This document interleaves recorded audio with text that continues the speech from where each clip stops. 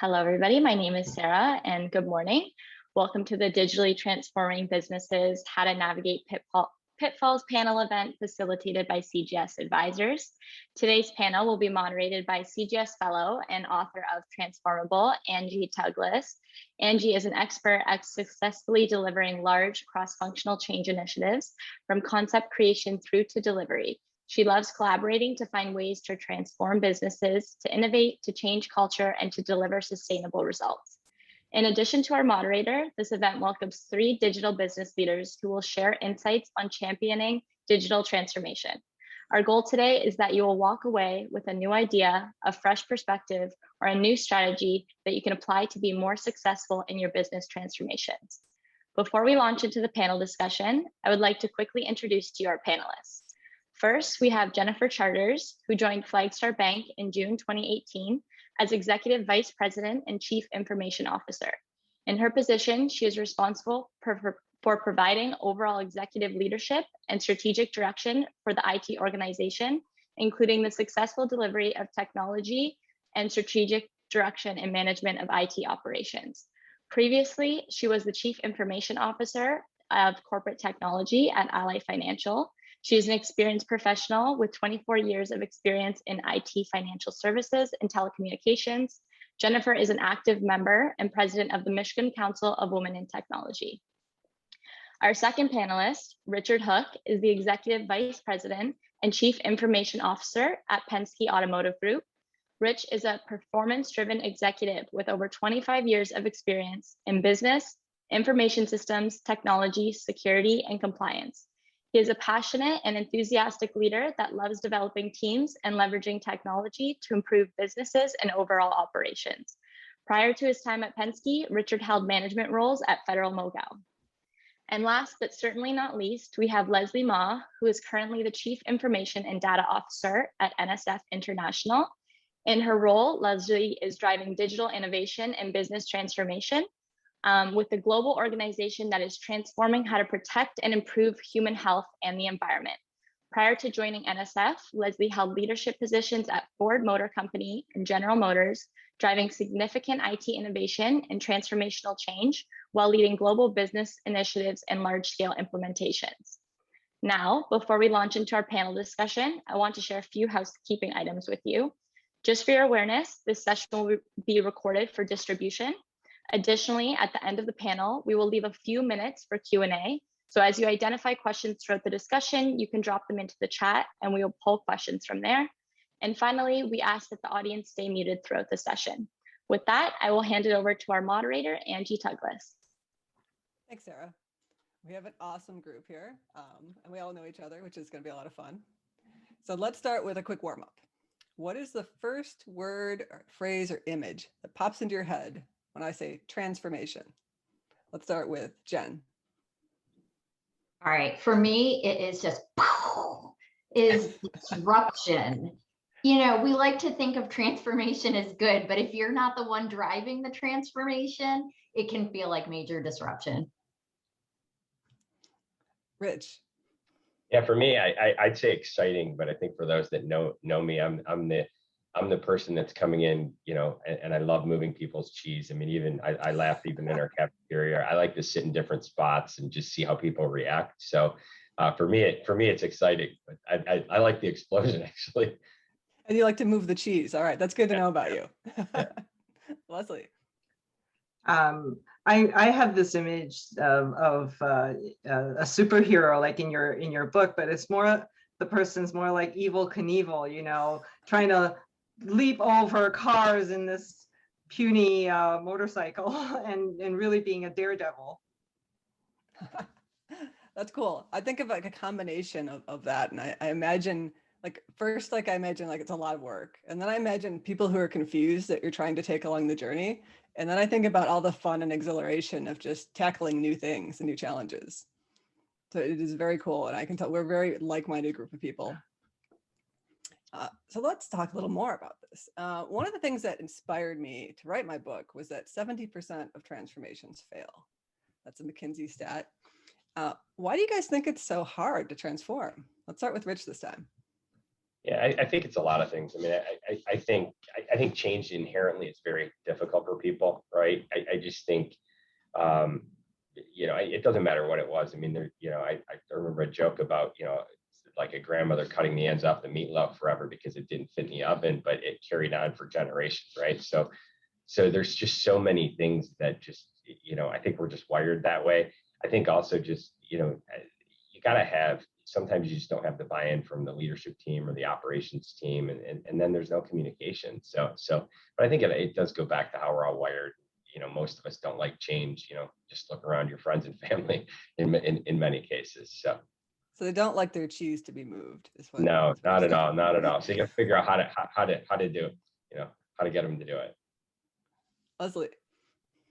Yeah, I think along the same lines, people can't see the future. They can't imagine themselves in it, right? And so you have to kind of create that visual for them so that they can imagine a better place. And change is always hard. It's about people, right? And you write about their fears and how to get them to take incremental risks. And it also depends on the culture that you're in and the people, how risk averse they are, how open they are to considering new things. But it's really building that image of where you want to be, and has to be compelling that they want to go there. Yeah, it's so tricky, like dealing with so many different personalities and different, like the ecosystem of people that you have wherever you're transforming. Jen. Yeah, Leslie really hit on a lot of the key things there, but it's sort of the you don't know what you don't know. And so if you've never seen it, you've never experienced it, you don't really know how it's going to play out. It can feel sort of scary, and there's a lot of risk in it. And so, who wants to kind of go on that journey unless they really feel compelled and see that vision for the future? And as Leslie said, not everybody sees that. And so I think, the other challenge is that there are going to be resistors. And so it is hard to bring along the resistors and convince them and influence them. And so that's tough. So, things are going to fail if you can't get the buy-in, from all of the people. And Rich, as you say, moving the cheese, it's fun to move the cheese. What's not fun is when your cheese has been moved and you didn't want it. Yeah, I think you think about many people recently have probably bought new homes or at least have moved, right? And one of the things that the real estate people tell you to get rid of all your personal stuff when you're selling a house, because you want them to imagine, the buyer to imagine them in that space and using it and their family there. So it's creating that same thing, like what made you buy the house? So I can see myself in it, right? Yeah, that whole imagining what you've never done is so hard. And I'm imagining that at the MCWT golf event that Jen's going to be moving Rich's ball around, like just to make it a little uncomfortable. See how he likes his cheese being moved? I see my clubs will be in a different cart. And right. I just had this vision of suddenly like there's a little malarkey on the field. You get to use my clubs, for a short 5'2" person. Ooh, that's a good one. Just swap the clubs. Just one club. Do you think you could just insert one short club into his club? I might actually do better with one club. And then he just pulls out, whatever it is, and all of a sudden he's like the 5-iron or something. And he's like, wait a minute, it's like a kid-size one. I have all these ideas now. It's a good thing I'm not golfing, or you'd be in trouble. You need to be in now. Giving me all kinds of ideas now. Just take pictures if you do any. I need to see. I need evidence. So speaking of things that don't go well, I love to share cautionary tales for other executives about transformation. You can find 8 of them now on my website. Tell me about a transformation that did not go so well, that you learned a lot from, and what did you learn? Let's start with Leslie.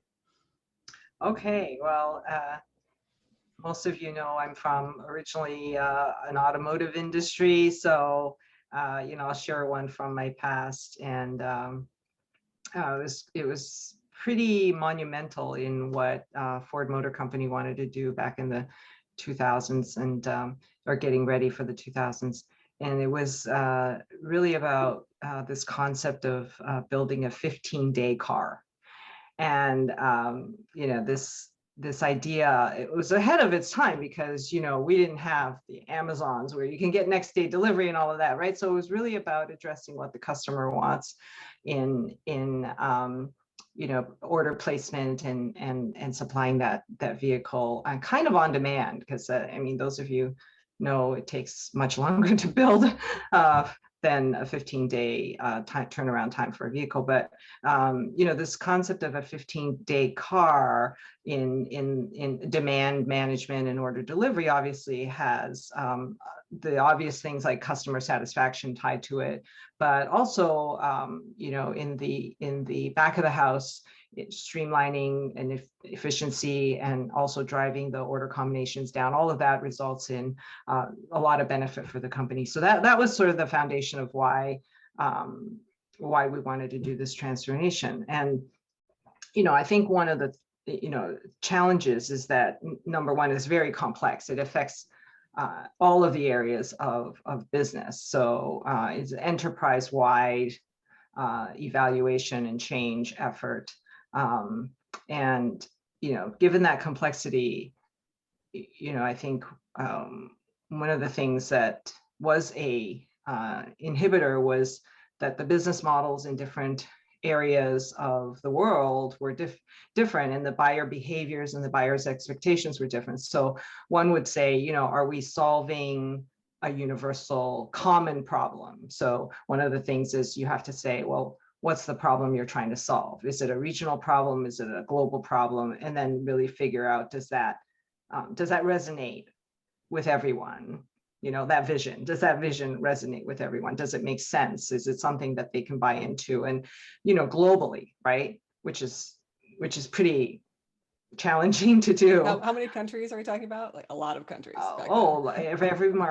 Every market, right? To look at, you know, how do we deliver that speed, right? Speed to the customer.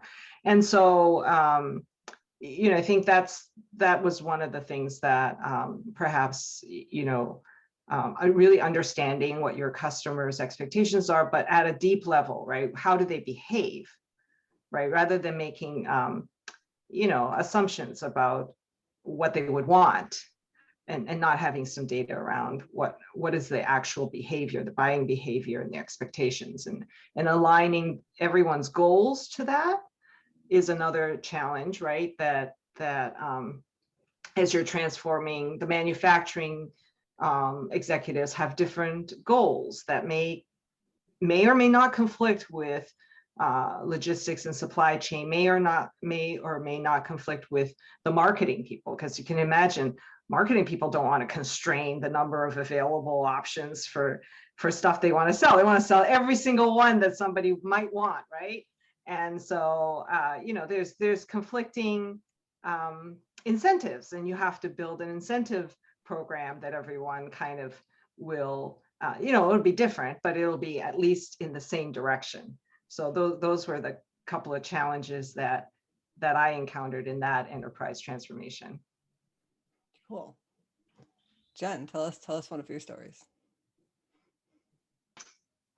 So I've done a number of engagements, consulting, and other things. So I am not going to name the firm, you know, that this was part of. But what I would tell you is that within a financial services organization, there was a financial crimes platform that was being developed.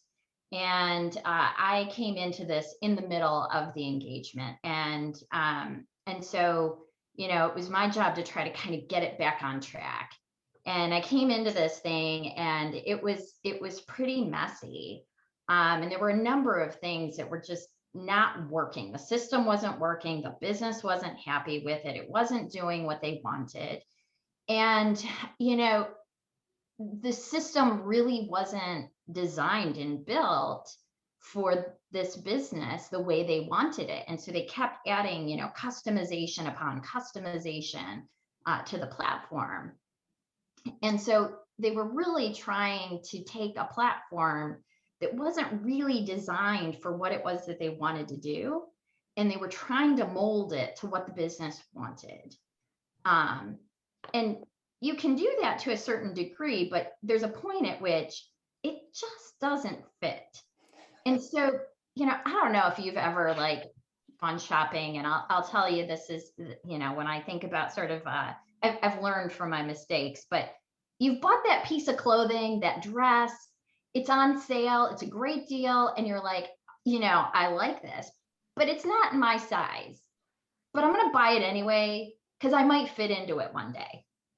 And, it kind of sits in your closet and you try it on every so often. And, you maybe throw on a few accessories, but it's just not comfortable. It doesn't fit right. And no matter what you do, you can pin it, you can, undo some of the stitching, whatever, but you can't make it fit. And, ultimately it just becomes a waste of your time and your money. And that's kind of what happened with the system. It just didn't fit even from the beginning, and yet we were trying to force fit it. And so, what I began to realize is that it wasn't even sustainable over the long term, because now you got to maintain all of these customizations, and you have to have people who have that skill set, a very unique skill set, to be able to do this customization. And so ultimately what we ended up doing was we pulled the plug on it, and a lot of money was lost on it, that had been invested in building. But it was sort of a no-win situation. You couldn't really keep going because you were just going to sink more into it. So, in terms of lessons learned around all of that, there were a few things that we did to kind of shift things to be able to get to a good decision. And one of those things was moving to more of an agile delivery model. And so, it's that concept of kind of moving fast and developing an MVP, a minimally viable product, to kind of prove out the solution sooner rather than later. And so what we were able to demonstrate through, burn down charts and other things is that we just could not make the progress at the pace and the rate that was needed in order to get this thing done, and be able to show that the cost of finishing this was going to be pretty significant. We were able to demonstrate those metrics and the data and have the facts to be able to show that up front, to be able to get to that decision to say, this just doesn't make sense to continue. And the other thing that I would just say is that you've got to make sure that when you start the process and start the project, that you've got a system that you can actually build on that will fit. And, that you're not going to have to completely mold the system to something it wasn't intended for, but really make sure that it's going to be a fit from the beginning. That happens so often. Were there dynamics? I often see that people they're like, well, we have this already, so can't you just use that? Like, did that come into play? There was a little bit of that. We already had this vendor in place. The vendor actually had a very close relationship with the business partner. And so they were very convinced that this was the right direction to go, more based off of relationship than actually proving out the system. That's so common. And no amount of accessorization is going to save that, right? Although I love that now. I'm going to use that now when I'm talking to people, but like, so you can add some accessories, but is it still going to do what you really want it to do? Like, how many necklaces can you put on with that dress? Right. Rich, tell us a tale. Yeah, so probably 6 or 7 years ago, pretty near to when I kind of moved into this role, we had started an HR platform project. So we had been doing a number of things within, the ERP of iWorld, the dealer management system. So we've been trying for years to get this project off the ground. So we finally get it off the ground. Our CHRO, our CFO, they're there at the beginning of the party, and then it was like, they scattered essentially when we started the execution phase, and it was really sticking with my team.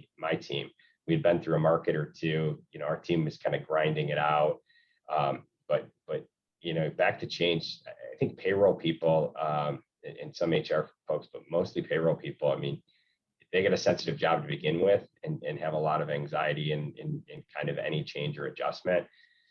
So we actually, I was in Roger Penske's office at like 8 o'clock one night, and one of the folks that leads one of our regions, he was already against this project because it just added expense. We needed to do it for a number of reasons, but it was adding expense, and we were about to put a bullet in it. We had a payroll run going the next night for one of our markets in Arkansas, and so I go talk to the CFO of our region. He's like, let's not kill it right now, but let's come back to the table. So we let that go. And really what we did is we had kind of a watershed moment. We had a number of changes that we didn't know this was going into it, but our CFO had left like the next week. And then we had a CHRO retired. So we had some organizational changes, and we ultimately reconstituted a team. So it was, I mean, I can remember it like it's yesterday. I mean, we had an Arizona market. I know the payroll manager's name. I mean, just, it was utter chaos. And it was really mostly like, IT was leading and everyone else was just out in the bushes hiding. And with a couple of these other changes in our organization, the CHRO is probably one of the stronger leaders in our organization. He actually wears a bigger hat outside of Penske Automotive Group. We essentially relaunched that. We had put a collaborative team together that had people from his team, from my team, from our finance organization and dealership ops. So we could actually deliver this and help people get where they needed to. So we didn't kill the project, but I'll tell you, we were on the 1 yard line, and this was, I mean, I was probably a month and a half into the CIO role too. I'm in Roger's office, and I've been here, so I know that I'd been kind of part of everything, and we're trying to kill this, which we knew was a bad idea to begin with, because there's so many things that I think now that we're doing that we're like, I don't know how we did it before. But we essentially stopped the project at that point. We reconstituted it, the team, put a lead in charge that is a bit of a unicorn. We had moved here. He was a controller from one of our locations, but had been in the business for like 30 or 40 years, knows like where all the bodies are buried. So we put the right people around it. I put more people around it. And then for every launch going forward, we really focused on the why. So we'd come into a market when we kicked this project off, and it rolled for a year, and we have complex pay plans to begin with just because of our business. Our partner said it was probably one of the most complex implementations they've ever done because of the complexity of our pay plan. So we had all of those underlying things happening, but we started with why. We came into market, said, here's what we're going to get out of it. Here's why we're doing it. Here's the other things we're going to be able to bring, down later, which we have subsequently done that and really taken our HR organization, I'd say, 6 years ago from where they're at to being, much better position today. But we started with that, and then we talked about, lessons, and we made sure the team felt they were going to have the support, not just remote, but on the ground. Listen, we're going to be, whether it be running a payroll in the back office or whether it be working on pay plans, we're going to have people next to you to make sure this is successful from us and our partner. And that really just started to help kind of ease the anxiety. And then ultimately, as we kind of went through markets and you had some good success on you, then it just snowballed, right? The way we run, we've got about 18 or 19 markets in the US, and those are a collection of stores. So we would start in that market and then you kind of ripple through. So it's really become a recipe we've almost used for everything. So we make sure we get pretty good support from the top. Where we don't have it, sometimes you got to have some difficult discussions, but I think, the why and the with them, right? The what's in it for me for people has really helped. And listen, I mean, some of these things we had people that moved on because they couldn't handle the change. But I mean, we reflect on it all the time. We do, a QBR with the partner. We did this, and me and the CHRO look at each other. And we're like, I have no idea how we did this before.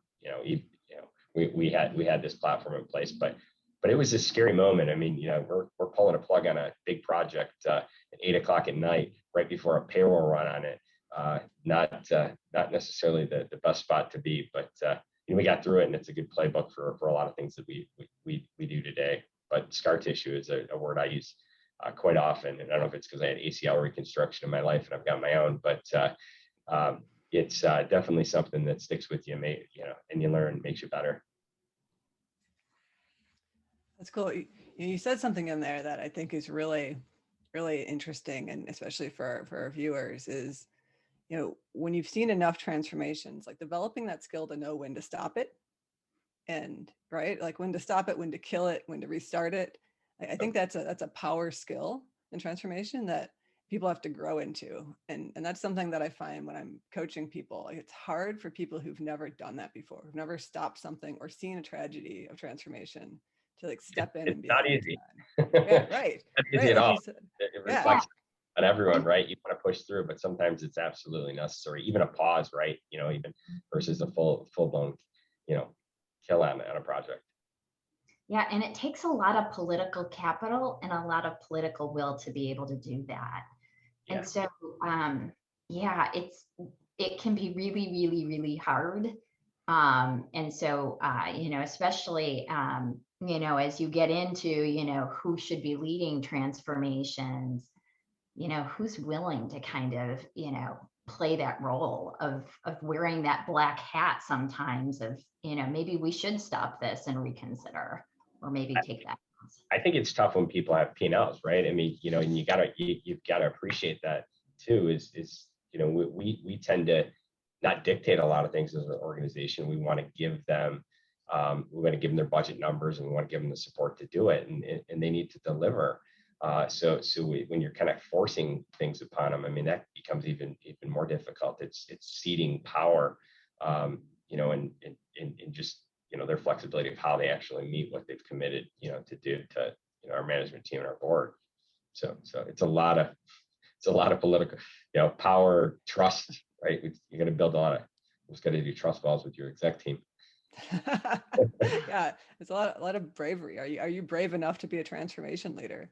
I think that's what a lot of people have to ask themselves. And in today's world, if you're a CIO, like, you are a transformation leader, right? Like, you're always leading transformations of one variety or another. You are, but you are. I mean, if you're new to an organization, you're probably, I'm an outspoken person, but I'm not outspoken at first. I mean, I do a lot of laying in the weeds and listening and building relationships, and those things. So when you're ready to do things, you also have to make sure all your other stuff's in order.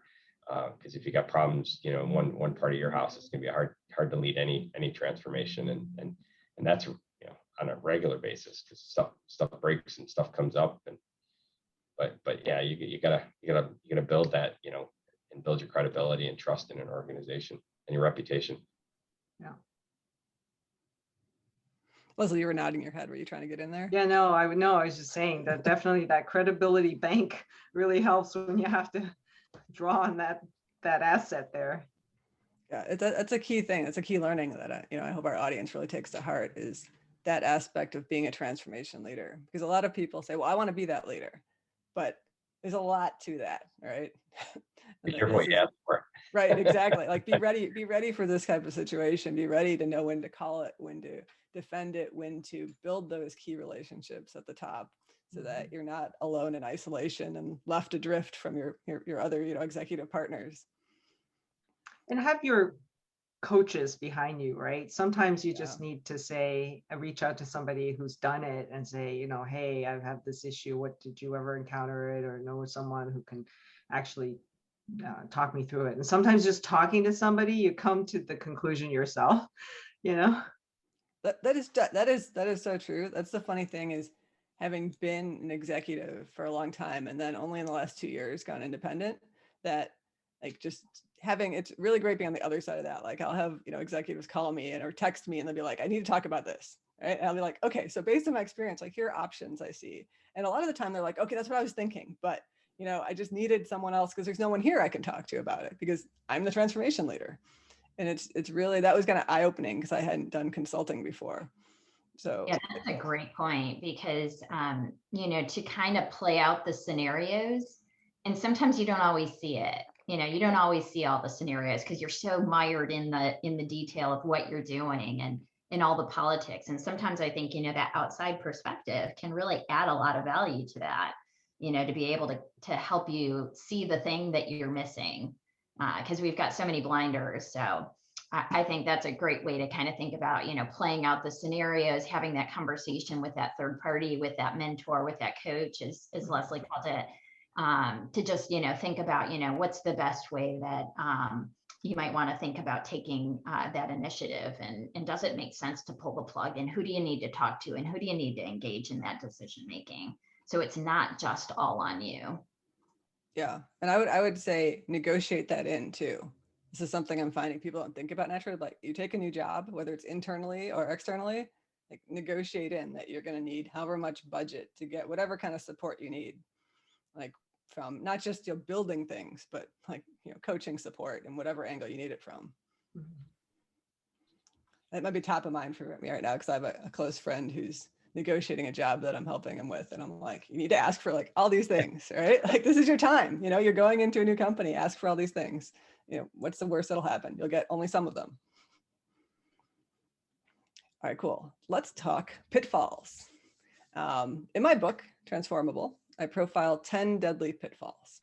In your experience, which pitfall do you think is most dangerous? And tell us about it. Jen, let's start with you. All right. So danger, I think, comes in all different shapes and sizes, but I'm going to go with unrealized potential. And I'm going to pick this one because to me, it's not necessarily the most obvious danger that you could run into. But it's sort of the, missing out. It's the not getting to the full value that you're trying to get to. And it's leaving value on the table. But part of this unrealized potential is what we talked about earlier of, you can't really know everything. You don't know what you don't know. And you get really comfortable with what you do know. And so you can get so far without like fully understanding, the full vision of where you could get to, the potential that's out there. So, and as Leslie said before, it's the, you can't even imagine it because you've never seen it before. So, just as an example, I remember when Apple AirPods first came out, and they were kind of expensive for a pair of headphones. You used to be able to go buy, headphones for like $10 and, plug them into your phone and you were good to go. And then, like Apple took away the headphone jack, and then they came out with these AirPods. And I remember when they first came out, and they're like $200. And I'm like, why would someone spend that much money for a set of headphones? Like, that's crazy. And they're so little, and you're probably going to lose them. And like, it just made no sense to me whatsoever. And then somebody got me a pair for Christmas.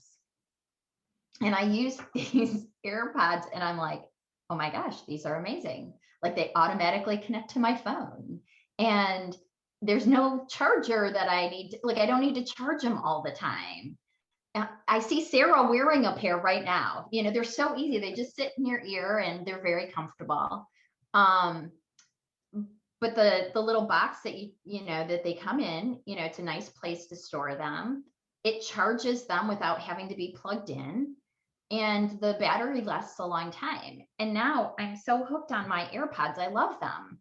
And it was just such a convenient thing, but I couldn't envision it. I couldn't have seen that. I would have never said, hey, let's go build a pair of $200, headphones. It was just not something that made sense to me. But once you experience it, then you're like, wow, this is amazing.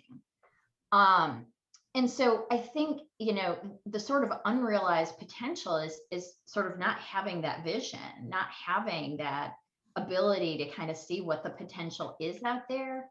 And so you just leave a lot on the table. So to me, that's where the danger is the loss of potential and that loss of value that you can potentially get.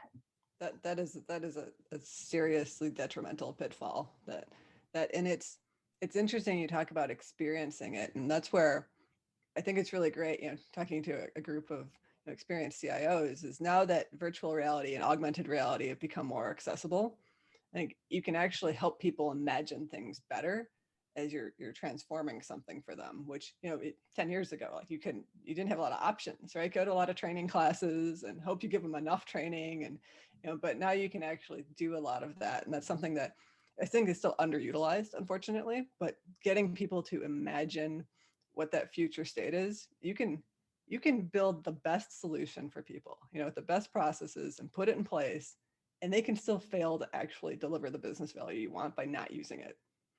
So that's powerful. Yeah, and it gets back to, sort of that thing that we were talking about before of like, maybe you prototype, maybe you MVP, you come up with something that you can kind of start to envision it in a way that doesn't cause you to have to, put a lot of money into it up front, so that you can kind of start to, play with it and envision it and start to, build out that idea so that you can really get to the full vision of what it is that you're looking for.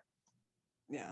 And then there's also the element of like people, right? Like putting the right people in the right position. So you may have a transformation team, but how do you get your sustaining operational team that's living the transformation? And I'm a big fan of taking some of the transformation team and putting them in key roles. If you're in the situation, you can do that. It's another element, to help with that. Yeah, absolutely. Build that buy-in and get them to start to see and understand the vision too. Agreed. Rich, what's your favorite pitfall? I think it's probably number 3, technology as a magic process fix. I mean, I think we've all seen it throughout our careers where, they just think you could throw tech at it, or, bam, it's done. I mean, we're lucky in the way we operate in a little bit of a federated view, we can try things at a local level, as small as kind of a dealership or a department, and see whether it flies. And we have things come up from our general managers all the time that, oh, someone just came in selling this great thing. And, you start asking the probing questions. Okay, but it's great, but okay, what are we going to, how's this going to work operationally? How's your service advisor going to do this? And their head starts spinning. And like, I just want, you're like, no, I mean, sometimes we'll run these things almost just because, going into them that they're going to fall on their face once you put the KPIs around them, and they're not a lot of money. So you can do that. You can do that. I mean, I think of like one of the things that we did that was really kind of bigger and transformative around digitizing our finance and sales process in our stores. We had, we knew we had to do it forever. And you're talking about a lot of the technology, more of the technology angles, but for those not in this space, buying a car is still a fairly complex transaction, more so than even mortgaging a house, because state and local authorities, Jen knows this from her life at Ally, and probably your life now, but like there's so many, the banks are different, the regulations are different. I mean, you could have things down to a county. So as we started to look at like, how do you do this? I mean, we started to look at little things from a process perspective because we knew it was going to fail. Like deal jackets, right? We could do something in deal jackets where all the files go. So we had some of the folks on our marketing team with some other ops folks go through and look at how do you start standardizing that? Because we could do it in one store, but if we're going to make this thing across 175 stores in the US, this thing's going to fall on its face by store 3. And it's not going to be repeatable, and we're never going to be able to sustain it after. So we had to do a lot of process fixing. The technology was great, but we saw, we put it in, it just streamlines that process, took a lot of paper out of it. We started to make more money because it just broke down barriers and transparency. But I mean, it was everything from, again, what was in that deal jacket? I mean, it's funny as you go through the psychology of it, you're like, well, why is this there? You're like, well, 15 years ago, we had this one issue, and like, but the stores we've got in this market don't have that. So you had to go through some of that. And then we had to go through, process of how they sell. They all had their own technique, from a finance perspective, and some would menu sell, some would step sell. So we had to standardize that. And you were dealing with, people from early 20s to in their 60s. So how do you, manage, through that before we put the technology down? I mean, we had kind of parallel piloted it in 2 of our stores in Indianapolis. We had a lot of good lessons there, but it was like, okay, we got to layer through a lot of complexity, from that part to how do we contract with whoever the lender is, to how does this route to accounting, the back office. And it was almost from the HR project in what we had done there really became the platform that kind of moved into to when we ran this. And this project ran for over a year. And we had teams flying into markets every weekend and do it. But it was a lot of process work before. So, I'm a big fan of technology, but it's going to fall on its face every time unless, you think about the process. And even as we get into RPA, we joke about, just RPA automates a bad process faster. So you got to make sure they it certainly does. exposes a lot of things quickly, right? So so I love tech, but you got to fix the process. I'm glad you brought up RPA, robotic process automation, because it is so true, and that's so easy to use now too, right? Like it's amazingly easy to use that and install that. And so you have a lot of business groups being like, okay, we'll just put that in and that'll just fix everything. We'll just automate everything. Well, yeah, Not automating. yeah. Right. It's not quite that simple. And if you really want value, it's definitely not that simple. I heard someone use this term before, and I now use it all the time. And I call RPA the automation of last resort. Because it's like the last place I want to go. Like build that automation into the system, build the right process, make sure it's working properly. But RPA, it's got its place, but I just wrote it down. Yeah, me too. So I gotta fess up, I was a CIO, but then I was a COO, and I totally put in RPA. And it saved us a lot of time and a lot of manual claims processes that people were doing. But I totally agree with you that if we could have built it in the system, that's where it should be long-term, that we should have done it. But that wasn't an option given budgetary constraints and priorities and all that stuff. But RPA is pretty cheap now. We sat one of these conferences in the boardroom, and it was funny. Someone goes, I need to find the tool that now rips all my RPA out. That was pretty good. It's like people really need to treat that just like a transformation or a process, right? So if you're going to put an RPA to do a temporary improvement, then it should be already planned that that's a temporary improvement and that it will only last for so long.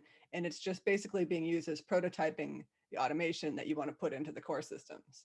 Like I think there's a pathway where it could be a really powerful, basically prototyping, beta type of thing. But people don't use it that way. And it's not sold that way is the problem, right? So, all the RPA vendors out there, if they watch it, they'll be cringing, right? They'll be they're like, yeah, it just solves everything. Look, just automate your stuff so fast. Here we go. And they show their little demo and you're like, oh, that's awesome. That's cheap. Let me do it. Yeah.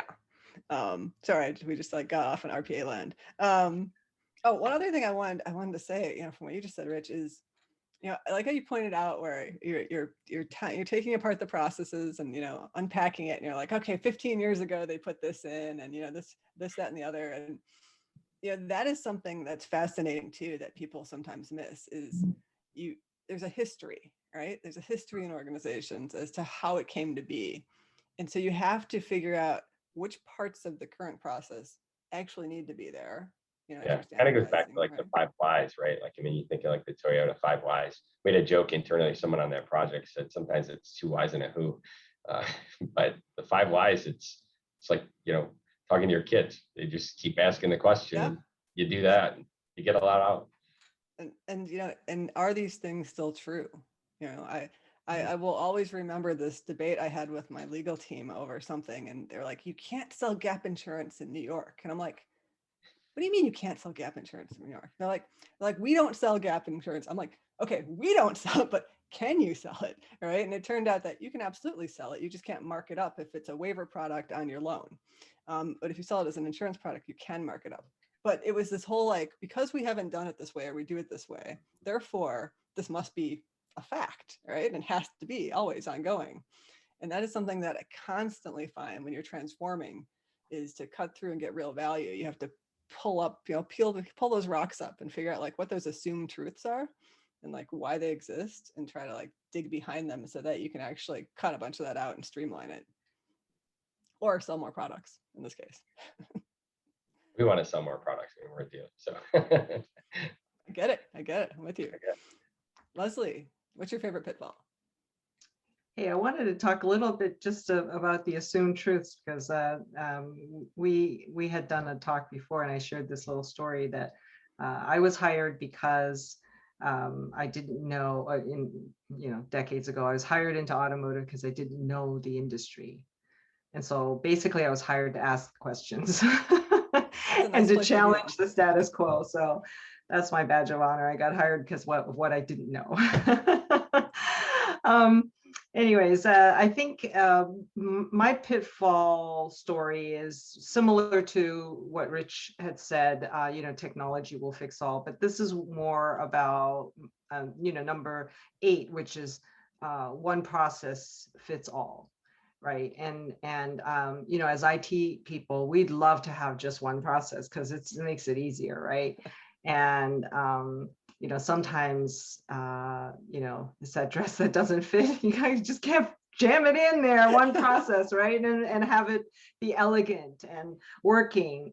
And so I think sometimes we try to for that optimum one, and it's maybe put in a number X. That's the best situation, and you don't spend 80% of your time on 20% of the problem, and you've gained a lot just by dealing with trying to optimize something, right? Not achieving that one process.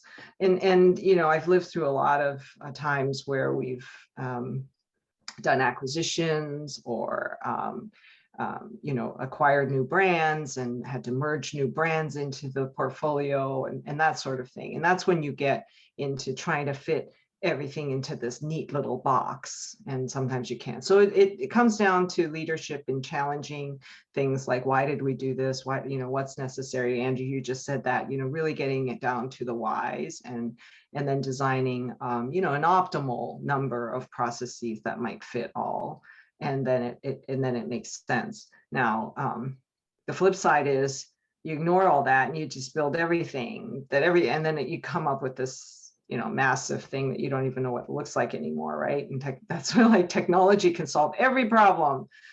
Let me add it, I'll build you whatever, and then you end up with this thing that's cobbled together, and it's just massive, and nobody even understands it anymore, right? All those interrelationships. So it's this balance of it, X number of processes fits all. So that's sort of been my experience, especially when you go through the whole enterprise and you look at the complexity of things. Really doesn't need to be that perfect world, because you'll never get there. Like speed in transformation is important too, because you can spend years and years trying to drive to a single process, and the leader who was really interested in it leaves, and then you don't have that organizational incentive anymore, right? Or the world's always changing. I love that about you, but the world's always changing, so you're for years trying to drive towards this, and somebody cheese moved, right? So it's not relevant anymore. So it's relevancy, speed, time to market, and really trying to pick and choose what is of most value in the future. So yeah. That's I think one pitfall that at least I've seen and encountered.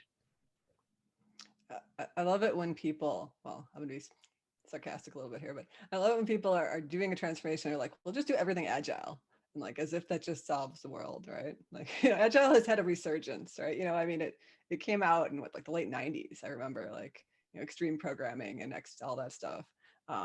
And now it's like over the last 5 years, I feel like it's been absorbed throughout the world. Everyone's like, oh, just put in agile and then magic, right? You're like, okay, like certain things you should make agile, and certain things you should actually use Scrum techniques on. And then there are certain things that just don't make sense. All right, let's talk about, we talked a little bit about leadership at one point. So let's talk about that. And then if we have time, we'll take a question from the audience. But I really want to talk about this question. So transformation requires next level leadership. You can't just appoint someone you like and hope for the best. Although you hear that all the time, he's a good guy, we'll just give him the job. Yeah, I love that. All of you have hired people to lead transformative efforts. How is it unique to lead a transformation? How do you identify those leaders? Rich, take it. Start there. Start with you. Yeah, I think it depends. I mean, it depends if you, I guess, if you're bringing from the outside or the inside. I mean, I kind of, as I thought about this question, I mean, it's almost a little more of behavioral psychology and trying to do a matchmaking within your organization, you know, still bringing kind of diversity of thought and experience to it. But you also have to find people that are going to mesh with, you know, depending on what it is, right? If you're going in and you're doing something in a part of your operations, you definitely want to have a rapport and be able to mesh with the folks that you're going to work with on a day-to-day basis. You know, you can't just take a smart, high introvert IT person and throw them into, you know, I don't know, a group of all type A folks that are just going to eat them alive. So I was thinking, like, you know, and I thought of this as we were matching business unit IT directors into different parts of our business. I mean, it felt like a little bit of a matchmaking game. I'm like, well, I know I can't put this person here for these reasons. And so I think there's some of that. And then the person really's got to, you know, it's got to be someone that obviously likes change, has, you know, be comfortable in their own skin, you know, can listen, but can also be a teacher and lead people down the right path. And, you know, I think about some of the transformation stuff we did, and we were in an accounting office and we were doing a demo as a pilot, and there's someone from one of our part of the ops that we've had involved in a lot of projects that you know, we all adore and think great things of, but the way he just went at disarming this highly stressed out biller in accounting and just going down the path of making her feel comfortable with everything. I mean, I think you need that, you know, because at the end of the day, I think for all of us to execute, you know, you also have to be able to build relationships and rapport with people at all levels, right? Whether it be a staff accountant or the person that runs the region, you've got to be able to do that, but you got to be comfortable in your own skin. So it is definitely like matchmaker. Leslie, what are your tips for transformation? Yeah, I think you also have to understand the culture that you're trying to affect, right? And so there has to be that match there of the personality to the culture, and still making sure that person is capable and looked upon as credible, someone that you know people can actually believe in, taking them to a different place. So obviously an orchestra, a great listener, right? And good storyteller, because a lot of times you have to inspire people. Certainly the champion in the business or businesses have to be that visionary storyteller as well, but somebody to carry that voice through to the team that actually has to affect that transformation is important. Jen. Yeah, so great points. And I guess what I would add on is, you know, some of the things that we talked about in terms of that vision. So it's finding that person who, you know, sort of like a sculptor can take a piece of granite and see, you know, that vision for the statue that they want to carve out of it. And so getting somebody who has that ability to kind of see something within something that you wouldn't normally necessarily see something in. So having that vision, I think, is really important. And then another thing that I would kind of add into this is the concept of, you know, the growth mindset. Someone who, you know, I always talk about being able to start hard things, but then being able to finish hard things. And it takes, you know, that growth mindset, that ability to, you know, there's going to be days that are hard and you're going to fall down and you're going to be frustrated and things are not going to be easy and you're going to have to work through some difficult things. And so the ability to make that happen, the ability to get through those really hard and dark days to be able to get to that end point. And, you know, I'm into sports and running and, you know, triathlon and all that kind of stuff. And I can tell you when you're out there, you know, running a marathon and you hit mile 20 and that's as far as you've trained for. And now you've got to go another, you know, 10K, 6.2 miles. You're like, oh my gosh, how am I going to get through this? This is really, really hard. and you've got to kind of have that faith and belief that you can do it. But it's not going to be easy. And so just like with a difficult project, a difficult transformation, finding those leaders who know how to get through those hard days and aren't going to just throw in the towel, and they're not going to give up, and they're going to be willing to kind of work through it. To me, I think that's really, really important as a leader. That's a great addition. Yeah. Persistent, fearless. I think we could sum up a lot of what all of you said, right? They have to be fearless. Or they're just not going to make it through all the hard times. And all of us now, we've all lived through the financial crisis, working in some auto-related business at the time, or a bailed out company, for some of us, while it was being bailed out. So you definitely know about leading not only transformations, but leading through a whole industry transformation and all the uncertainty that comes with it, and the persistence that you need to get things done during that period. That was very interesting times, right? I think I spent 4 years answering questions about, are we going to be sold to? Are we going out of business? And yeah. Yeah, I think now we all need to add to our interviews, okay, I'm going to make you walk into a smoky, dark room and navigate your way through and see who can actually do it, because that's what it sort of feels like. You're walking into a dark room. You have no idea, you can't see. Right? You've got to figure out, how do you get through this? Are you willing to walk through? Because you have no idea what's on the other end, and to really, test people and try them. And I think sometimes, through that interview process, we've got to challenge people to figure out, are they capable of doing something that is sort of uncertain? So there is a great example of something like that. If you ever want to take your team on an expedition. So in the Phoenix Art Museum, they have an art installation right now that is like a big dark room that's mirrored, no light. And they're like these little LED lights in different colors that are hanging from the ceiling all over it. So you walk in and the floor is mirrored, the ceiling's mirrored, the walls are mirrored, and you're in this dark space that looks like it goes forever with these tiny little colored lights. And you have no idea which way is out, which way is up. And you have to like where the walls are. And it's really disconcerting. It's kind of like that fog analogy you just made, where you're like, okay, do I even want to go forward? Or I want to just go out the door I just came in. But if you want to do that in real life, I thought that was just fascinating. The whole carnival phobia starts to enter in my thought. All right, so we're pretty much out of time, but this is recorded, so that's great. So people can go back and catch all the wisdom. I think, Sarah, were you going to close this down? Yep, I'm happy to close this out. So as Angie said, that concludes our panel discussion for today. I just wanted to thank our moderator, Angie, and our panelists for the compelling conversations and for giving their time to share their insights and expertise on how to successfully navigate digital transformation. Also, thank you to those of you who participated. Unfortunately, we didn't get to the questions, but we appreciate your engagement and hope that you're walking away with the bravery and the tools to drive transformations within your organizations.